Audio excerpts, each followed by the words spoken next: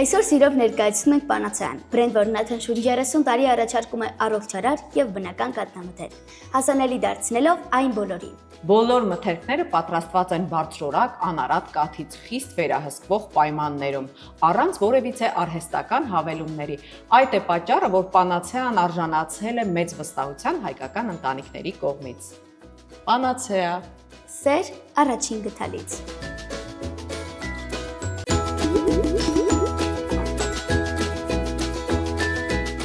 Ողջույն սիրելի փոքրիկներ։ Բարև ձեզ մեր շատ սիրելի երեխաներ։ Հեքիաթի սենյակից ձեզ են ողջունում Արևիկը եւ Լիլիթը։ Ինչպես միշտ սիրելի փոքրիկներ, Հեքիաթի սենյակը ձեզ ողջունում է այս գեղեցիկ ստուդիոից, Դանիելյան արտ ստուդիոից։ Եթե ուզում եք նկարել, կարող եք գալ այս գեղեցիկ գունագեղ ստուդիոն եւ նկարել, սովորել։ Սիրելի երեխաներ, Հեքիաթի սենյակը ձեզ համար պատրաստել է շատ գեղեցիկ հեքիաթ, բայց մինչ մենք ձեզ կներկայացնենք հեքիաթը, պետք է շնորհակալություն հայտնենք մեր քաղցր ընկերոջը Պանացեա ընկերությանը եւ ասենք, որ այսօր էլ մենք ունենք հյուր։ Այսօրվա մեր հյուրն է Մաշան, ողջույն։ Ողջույն։ Մաշա, շատ հետաքրքիր եւ գեղեցիկ անուն ունես, բայց հենց այդպես է Մաշա։ Չէ, Մարիա, բայց ես սիրում եմ, որ ինձ անվանում են Մաշա։ Բոլորն են քեզ Մաշա անվանում։ Մեկ-մեկ խառնում են, անունը ասում են Մարի կամ բան, բայց ես ասում եմ, որ ինձ դիմեք Մաշա։ Իսկ ուսուցիչները Ազգանունով։ ազգանունով են քեզ դիմում։ Քո ազգանունը Դանիելյան։ Քեզ ասում են Դանիելյան, եկ գրատախտակի մոտ, հարկեցես։ Ապրես, իսկ քանի տարեկան ես դու։ 12։ 12 տարեկանում ազգանունով կեցես Մաշա, շատ ուրախ եմ քեզ համար։ Արևիկ, քանի որ Մաշան քո հասակակիցն է, դու շատ Մաշան ինձ մեծ է։ Արև, լավ, մի ամիս երևի կամ երկու։ 1 տարով։ Լավ, 1 տարով, ուզում եմ, որ դու հարցելու պես Մաշային։ Մաշա, կարող ես պատմել քո մասին։ Ես սովորում եմ Սուրեն Սպանդարյան դպրոցում 7-րդ դասարան, շատ եմ սիրում նկարչությամբ զբաղվել եւ որոշում եմ իմ ապագա մասնագիտությունը լինի կամ նկարչություն կամ ճարտարապետությամբ զբաղվել։ Ահա։ Իսկ ազատ ժամանակ ինչով ես սիրում զբաղվել։ Կամ որևէ խաղերով կամ նույնպես էլի նկարչությամբ։ Շատ եմ սիրում դիմանկարներ նկարել կամ իշե բնության վայրել եւ այդպես։ Ստացվում է։ Հա, խի չէ։ Իսկ դու հեքիաթներ սիրում ես։ Այո, համարյա ամեն գիշեր, եթե անցած տարի մեզ տալիս էին գրքեր ընտրովի կարդալ եւ ամեն գիշեր ես համարյա կարդում էի։ Մոտավոր արդեն մի 12-15 գիրք ունեմ իմ պահարանում, որ կարդացել են։ Զանգագրատանից գնաց, այդ գրքերը միշտ սիրում եմ կարդալ ու ինձ շատ են դուր գալիս։ Այո, մեզ էլ է դուր գալիս, մենք բազմիցս ներկայացրել ենք նրանց գրքերից ստեղծագործություններ, իսկ որ հեքիաթագիրն է քեզ ավելի շատ դուր գալիս։ Բոլորն էլ ինձ դուր են գալիս, ես չեմ կարող առանձին նշել, որովհետև ես տարբեր հեղինակների գրքեր եմ կարդացել եւ չեմ կարող առանձնացնել։ Օրինակ շատ դուր է եկել Մարկ Տվեն, այնտեղ այլ գրողներ եմ կարդացել, շատ դուր են եկել։ Իրա գրքերից ունեմ Մարկ Տվենի, այնտեղ ունեմ շատ, ու Իրանը ինձ ավելի շատ դուր է եկել։ Իրանը դուր եկած ունեմ։ Դուր եկած։ Իսկ ինչու՞վ է առանձնանում նրա հեքիաթները, ստեղծագործությունները։ Մանկական գրվածքով, որովհետև կան գրողներ, որ ավելի բարդ բառապաշարով են գրում։ Ահա, այո, բարդ։ Եվ տիպիկ նկարագրություններ կան, ավելի շատ ու ավելի հեշտ են կարդալը։ Կեցես Մաշա, երևի թե Մաշան մեր միակ հյուրն է, որ շատ հեքիաթագիրների է ճանաչում, գրողների, որովհետև սովորաբար երեխաներ ասում են Հովհաննես Թումանյան եւ այդքանով ավարտում է ամեն ինչ, բայց ոչինչ, թեկուզ Հովհաննես Թումանյանը, որովհետև Թումանյանն էլ ունի շատ գեղեցիկ հեքիաթներ, մենք բազմիցս ներկայացրել ենք նրա ստեղծագործությունները։ Իսկ այսօր Մաշա մենք պատրաստել ենք իտալական հեքիաթ։ Կարծում եմ, որ քեզ դուր կգա եւ վերջում անպայման կքննարկենք։ Բայց մինչ սկսենք հեքիաթը։ Իսկ այս ընթացքում մեզ հետ կլինի Դանիելյան արտ ստուդիոյի սան Արփին, ով կպատկերի նախ ընտրած հերոսին կամ հերոսներին։ Դե ինչ, սկսենք երևի, ես կսկսեմ։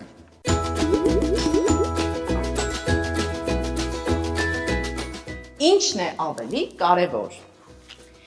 Մի անգամ երկու ընկեր վիճեցին, թե մարդու կյանքում ինչն է ավելի կարևոր։ Մտածելու բան չկա, բացականչեց նրանցից մեկը։ Փողն է երջանկություն բերում։ Դու գիտես չէ, թե ես ինչպես բանաստեղծ դարձա։ Ոչ ոք չէր ուզում իմ բանաստեղծությունները տպագրել, բայց մահից առաջ հորաքույրս ինձ թողեց իր ունեցվածքը, եւ ես ինքս տպագրեցի իմ ոտանավորները։ Այդ օրվանից հրատարակիչներից պրծում չունեմ։ Հորաքրոջս փողերը եթե չլինեին, հիմա ոչ ոք չէր էլ իմանա, որ ես բանաստեղծ եմ։ Հիմարություն, ընդհատեց երկրորդ ընկերը։ Ամեն ինչ ճակատագիրն է որոշում։ Ես հիմա համարվում եմ Իտալիայի լավագույն երգիչը, բայց շատ ժամանակ չի անցել այն օրերից, երբ ինձ ոչ ոք լսել չէր ուզում։ Ես էլ երգում էի ծովի ափին ձկների համար։ Ճակատագրին հաճելի էր, որ հենց այն ժամանակ, երբ ես հերթական անգամ երգում էի ծովափին, անձամբ կոմս Լուիջին զբոսանքի դուրս գա։ Կոմսը լսեց ինձ եւ հրավիրեց երգելու իր հարսնացուի պատվին կազմակերպված պարահանդեսին։ Այդպես էլ ամեն ինչ սկսվեց։ Ինչ գործ ունի այստեղ փողը։ Ճակատագիրն է կարևոր, ընկերս, ճակատագիրը։ Երկար վիճեցին բանաստեղծն ու երգիչը, բայց չհամոզեցին իրար եւ գնացին զբոսնելու։ Դուրս գալով տնից քայլեցին, ուր աչքները կկտրեր։ Հասան մինչև քաղաքի սահման եւ այնտեղ տեսան կիսավեր խրճիթ։ Ծնծոտիներով մի պատանի խրճիթի շեմին նստած կիթառ էր նվագում։ Լսիր, բարեկամ, դու ինչպես տեսնում եմ շատ ուրախ ես ապրում։ Ձայն տվեց նրան բանաստեղծը։ Ինչ ուրախություն, երբ մարդը երկրորդ օրն է ոչինչ չի կերել, պատասխանեց պատանին։ Այդ դեպքում ինչու ես կիթառ նվագում, հարցրեց երգիչը։ Ինչ անեմ, կիթառը միակ բանն է, որ ինձ ժառանգություն է թողել հայրս, ասաց տղան։ Ընկերները նայեցին իրար, երկուսն էլ միաժամանակ նույն բանը մտածեցին։ Սա այն է, ինչ մեզ պետք է։ Հիմա մենք կիմանանք, թե ինչն է ավելի կարևոր։ Նրանցից յուրաքանչյուրը գրպանից 50 սկուդո հանեցին եւ տվեցին կիտարահարին։ 100 սկուդո, բացականչեց պատանին։ Շնորհակալ եմ, բարի պարոններ։ Շնորհակալությունը քեզ պահիր։ Ուղիղ 1 տարուց հետո մենք կգանք իմանալու, օգնեցին արդյոք քեզ այս փողերը, թե ոչ, ասացին ընկերները եւ հետ դարձան։ Նրանք ճանապարհ շրջադարձ անցան, թե չէ, տղան, որի անունը Ալչիդե էր, մտածեց. Ես նախևառաջ շատ նրբերշիկ կգնեմ, իսկ հետո կմտածեմ, թե ինչն եմ անելու այս անսպասելի հարստությունը։ Տղան փողը դրեց գլխարկի աստառի տակ եւ ճանապարհ ընկավ դեպի կրպակ։ Բայց Ալչիդեն 10 քայլ էլ չէր հասցրել անել, երբ հանկարծ չլսված բան։ Ձիթենու ծառից մի գզգզված ագրավ թռավ եկավ, ճանկեց Ալչիդեի գլխարկն ու թռավ։ Գող, տուր փողերս, բղավեց խեղճ տղան, բայց ագրավն ավելի արագ թափահարեց թևերն ու անհետացավ։ Անցավ 1 տարի, բանաստեղծն ու երգիչը կրկին եկան Ալչիդեի հյուղակի մոտ։ Դուռը թակելու կարիք չեղավ, որովհետև տղան ինչպես եւ առաջին հանդիպման ժամանակ նստած էր շեմին եւ կիթառ էր նվագում։ Ինչպես, զարմացած բացականչեցին ընկերները, դու դեռ կիթառ ես ծնծնգացնում։ Էլ ինչ է մնում անելու, եթե գզգզված ագրավը հին բերետիս հետ տարավ իմ երջանկությունը։ Ընկճված պատասխանեց Ալչիդեն եւ պատմեց մեզ արդեն հայտնի տխուր պատմությունը։ Դե, բանաստեղծին դարձավ երգիչը։ Միթե ես չէի ասում, որ երջանկություն եւ դժբախտություն ճակատագիրն է ուղարկում։ Լավ, ասենք թե ագրավը որոշել էր իր բնում ոչ թե 4 ճյուղերի, այլ փափուկ լաթի վրա քնել։ Բայց բացատրիր խնդրեմ, ինչու ագրավին Ալչիդեի գլխարկը պետք եկավ հենց այն պահին, երբ տղան դրա մեջ թաքցրեց փողը։ Հիմարություն, ընդհատեց երգչին բանաստեղծը։ Եթե ագրավը չտաներ դրամները, Ալչիդեն հիմա հրաշալի կապրեր։ Ճիշտ չէ, ընկերս, փողն ամեն ինչ է։ Այս ասելով բանաստեղծը դարձյալ ձեռքը տարավ գրպանը, հանեց եւս 100 սկուդո եւ մեկնեց Ալչիդեին։ Տղան ջերմորեն շնորհակալություն հայտնեց, բայց ընկերները ձեռքները թափ տվեցին, խոստացան վերադառնալ ուղիղ 1 տարի հետո եւ գնացին։ Այս անգամ Ալչիդեն որոշեց ավելի շրջահայաց լինել, ուղևորվելով դեպի կրպակ նրբերշիկ գնելու։ Հիշում եք, չէ՞, որ 1 տարի առաջ նրան այդպես էլ չհաջողվեց նրբերշիկ ուտելու։ Ալչիդեն մի արծաթե դրամ դրեց բերանի մեջ, իսկ մնացած 99-ը ապահով թաքցրեց, որտեղ, ինչ եք կարծում, անկյունում ընկած 5 կոշիկի մեջ։ Հիմա արդեն ոչ մի ագրավ դրան չի հասնի։ Իր խորամանկությունից շատ գող, ասաց Ալչիդեն։ Գողն էլ այսպիսի հնոտու չի մոտենա։ Բայց երբ Ալչիդեն գնաց կրպակ, ահա թե ինչ տեղի ունեցավ։ Խրճիթ մտավ հարևանի կատուն, որին տերերը կերակրում էին միայն այն ժամանակ, երբ իրենք կշտանում էին, իսկ այդպես երբեք չէր լինում։ Կատուն շրջեց ամբողջ սենյակում, բայց ուտելու ոչինչ չգտավ։ Հանկարծ բնից դուրս վազեց մուկը։ Կատուն ընկավ մկան ետևից։ Մուկը դեսուդեն վազեց եւ խցկվեց հենց կոշիկի մեջ, նույն կոշիկի, որի մեջ Ալչիդեն թաքցրել էր փողը։ Կատուն մի ակնթարթում շրջեց կոշիկը, դրամները գլորվեցին, իսկ մուկը սողոսկեց իր բույնը։ Այդ ժամանակ կատուն սկսեց խաղալ փողերով, գլորում էր դրանք ու խցկում մկան բույնը։ Այդպես մինչև վերջին սկուդում։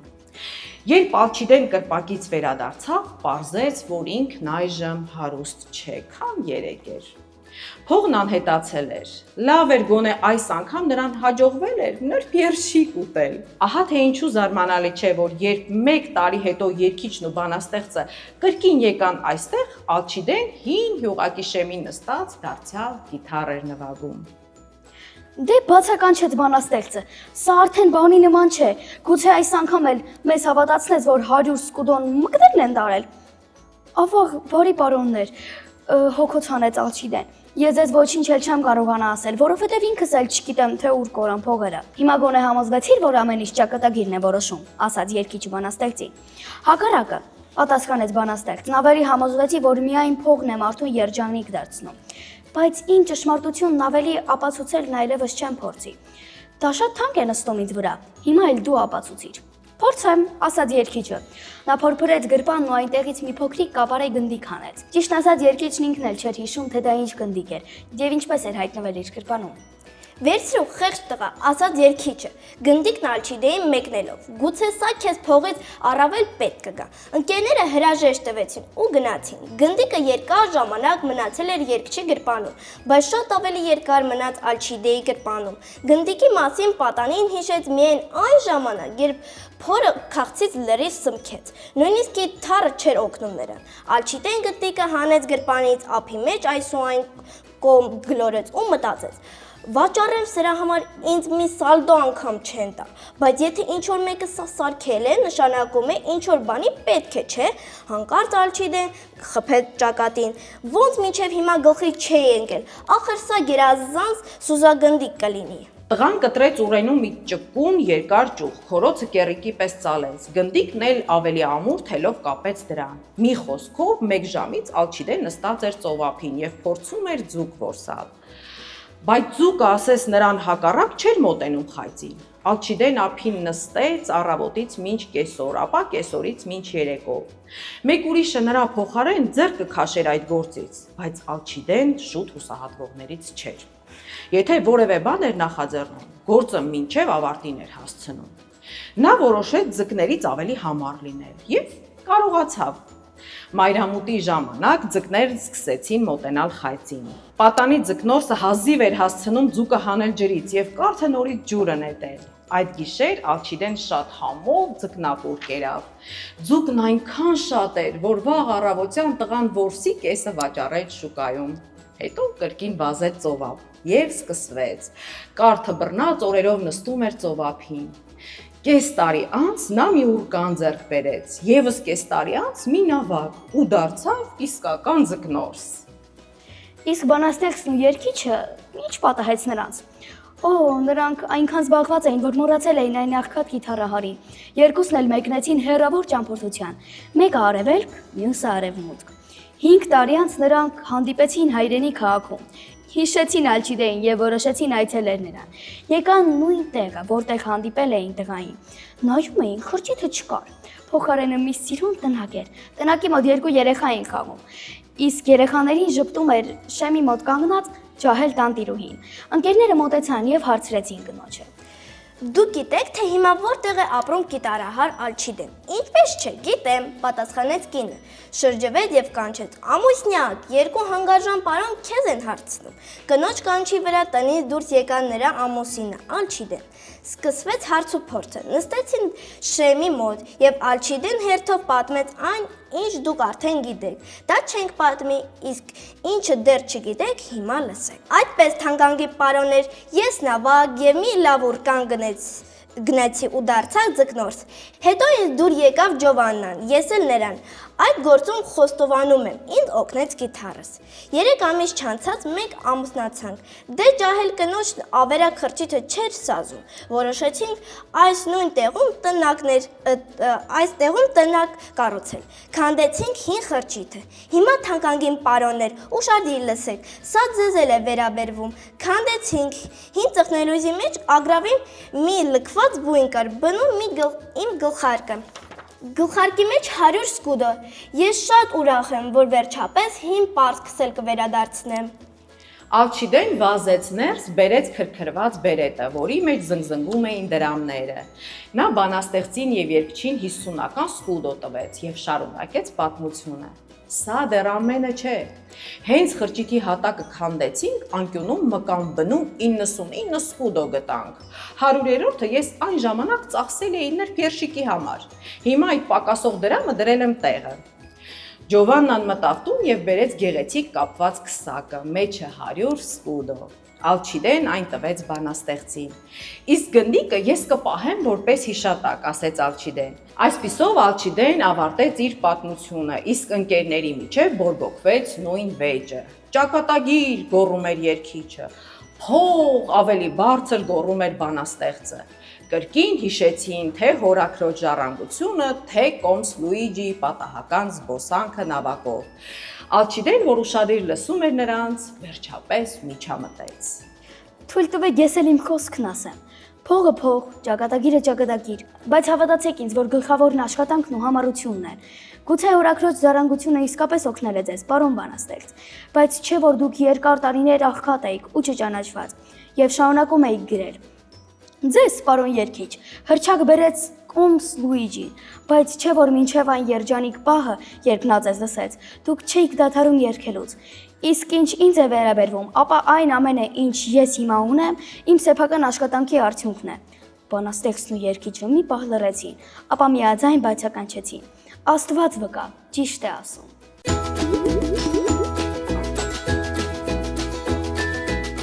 Մաշա, ինչ հասկացար դու այս հեքիաթից։ Հասկացա, որ ամեն ինչ չի կարող որոշել մի առարկա, այսինքն ամեն մի կրվում չի կարող փողը ամեն ինչ կարգավորել։ Նույնպես էլ երգչի ասածով չի կարա ամեն ինչը որոշվել ճակատագրի միջոցով։ Դա աշխատանքի լավ լինելու եւ ժրաջան լինելու արդյունքն է։ Այո, ճիշտ է, մենք մի փոքր երևի թե հավատում ենք ճակատագրին, ի վերուստ ինչ մեզ տրված է, բայց եթե չլինի աշխատասիրությունը, ճակատագիրը ոչինչ չի կարող անել, չէ՞։ Եվ նույնպես էլ փողը կարող է ունենանք շատ փող, բայց չլինենք աշխատասեր եւ հակառակը։ Ամեն ինչ պետք է մի խոսքով կյանքում։ Իսկ Մաշա, տարբերություն կա թե հեքիաթը որ երկրի հեքիաթ է, այս հեքիաթը իտալական հեքիաթ է, ինչ որ տարբերություն տեսնում ես։ Չէ, որտեւս կան հեքիաթներ, որ տարբեր լեզվով են թարգմանվում, որովհետեւ նրանք շատ կարեւոր են, որ մարդիկ կարդան եւ հասկանան իմաստը։ Բոլորին է։ Հիմա եթե սա լիներ օրինակ իտալական չէ, այլ օրինակ ֆրանսիական, ոչինչ չէ փոխվի։ Այո, սա վերաբերվում է աշխարհի մարդկանց։ Դե ինչ Մաշա, դու ինչ ունես ավելացնելու, մի ինչ կմաղթես հեռուստադիտողին կամ քո ընկերներին։ Ես կմաղթեմ այսպիսի մի բան, որ նրանք ավելի շատ կարդան հեքիաթներ, ավելի լավ հասկանան հեքիաթի իմաստը, այլ ոչ թե կարդալ եւ կարդալու համար կարդան, այլ իմաստը հասկանան եւ որ ասած անկապ չկարդան այդ հեքիաթը։ Օգուտ քաղեն հեքիաթից։ Այո, հետևություններ անեն։ Իսկ մի հարց եմ ուզում տալ, իսկ առակներ սիրում ես առակներ։ Ինչու ոչ, առակներ, սա էլ որոշակի ինչ-որ հիմք ուներ առակի, կարելի է ասել, եթե ինքը առակ չափածոյ է, իսկ սա մի քիչ ավելի երկար գրվածք էր։ Այո, արձակ ստեղծագործություն, թեպետ առակներն էլ կան արձակ, Վարդան Այգեկցու առակները, բայց նրանք շատ կարճ են, մենք բազմիցս հեքիաթի սենյակում ներկայացրել ենք եւ առակները շատ մեծ խրատ ունեն իրենց մեջ, ինչպես դու ասում ես, ինչ որ մի բան պետք է քաղել։ Այո։ Դե երևի մինչ կավարտենք հաղորդումը, Արևիկ հիշեցնենք։ Հիշեցնենք, որ այս ընթացքում մեզ էր Դանելյան ստուդիոյի սան Արփին, իսկ հիմա կտեսնենք թե որ հերոսին է պատկերել։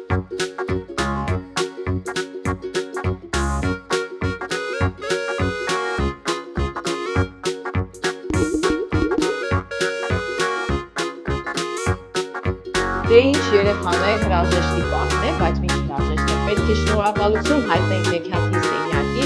ամեր ընկերոջը, որ միշտ աջակցում է մեր հաղորդումներին, Պանացեա ընկերությանը։ Աշա ուզում եմ ասել, որ Պանացեա բրենդի եւ Եքիաթի սենյակավորությունը քեզ համար պատրաստել է նվեր։ Ինչպես նաև արտի համար։ Ահա, եւ մենք էլ շնորհակալ ենք մեր համեր քաղցրտ ընկերոջը, Պանացեա ընկերությանը։ Երեխաներ, բոլորս միասին ցտեսություն մաղթենք հեռուստադիտողին։ Ցտեսություն։ Այսօր սիրով ներկայացնում ենք Պանացեան։ Բրենդ, որն այժմ շուրջ 30 տարի առաջարկում է առողջարար եւ բնական կաթողներ, հասանելի դարձնելով այն բոլորին։ Բոլոր մթերքները պատրաստված են բարձրորակ անարատ կաթից խիստ վերահսկող պայմաններում, առանց որևիցե արհեստական հավելումների։ Այդ է պատճառը, որ Պանացեան արժանացել է մեծ վստահության հայկական ընտանիքների կողմից։ Պանացեա։ Սեր առաջին գութալից։